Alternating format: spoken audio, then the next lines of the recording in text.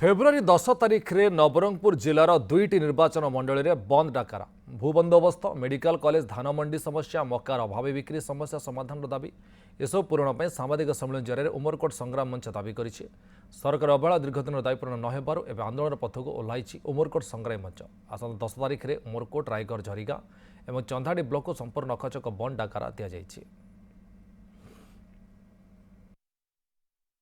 150 quintal अधिका बिकले से माने पाइबे 2300 टंकार ये जो विभिन्न प्रकार आम प्रति जो ठकामी होची से बाबद आमे आसंता 10 तारिख दिन मंगलवार दिन 12 घंटिया डाकरा सकाळ 6 रु संध्या 6 पर्यंत आमे शांतिपूर्ण भाव में सरकार को जणाइबा पाई चाहूँ कि अंचलवासी समस्ते एक ही ये जो आमर दाबी पूरण नहेले आउ आगामी दिन रे आउरी आंदोलन को जोरदार करने आम सरकार को जनाऊ। निश्चित भाव में कांग्रेस निश्चित भाव में सपोर्ट करिवो आमर उमरकोट टाउन कांग्रेस झरिया टाउन कांग्रेस आपनकर चंदाहांडी कांग्रेस टोटली सपोर्ट करिवो ए स्ट्राइक को ये जो स्ट्राइक अच्छी ये स्ट्राइक को टोटली आमर 4टा ब्लॉक